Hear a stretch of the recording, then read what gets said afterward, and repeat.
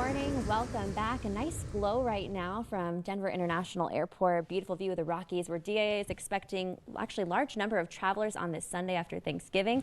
Time right now, 6:40. Let's get a check on our weather. Here's Marty with your Storm Checker 13 forecast. Good morning, Marty.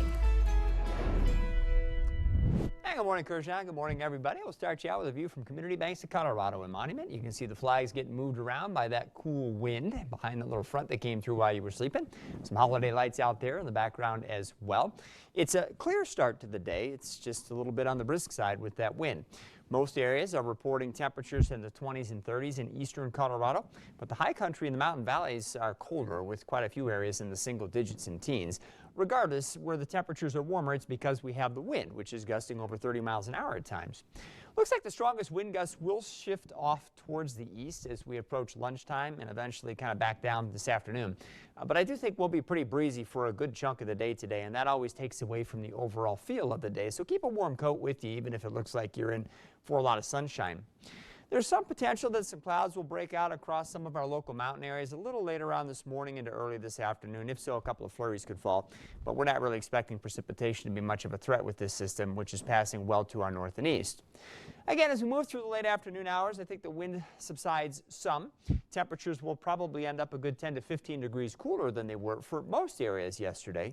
The one exception, perhaps the southeastern corner of the state, where we were stuck under clouds and some light precipitation for much of the day.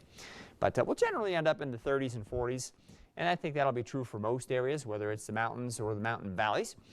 And then tonight, looks like we'll continue with a clear sky. The wind will relax some, the cooler air will have settled in, and with a real dry air mass in place, we'll cool very efficiently. So when you wake up tomorrow morning, you won't have the wind to contend with, but it'll be quite a bit colder, with temperatures likely in the single digits and teens for most areas, and a few spots up across the high country should drop below zero late tonight into early tomorrow morning. Right now, just a couple of clouds as seen from up on top of Cheyenne Mountain from our WireNet camera. Real pretty color out there on the eastern horizon as the sun is getting nearer to rising. We're looking for some changing temperatures throughout the week as a couple of fast-moving systems send some fronts our way. That means we'll have some wind off and on too. Also means we'll have a slight chance for some snow. We'll talk more about what might come of that in our extended forecast soon. Nice. I pretty much came to work in a full parka today. People are like, is it that cold out? The wind does, a little cold. It makes it, it's, you know, as is always the case around here, if you're in the sun and there's no wind, it can be 40 degrees and beautifully comfortable, right. But when that wind is blowing, it's a totally different game. Yeah, full on parka. Well, Yep. Sometimes you need it. Well, thanks, Marty. And coming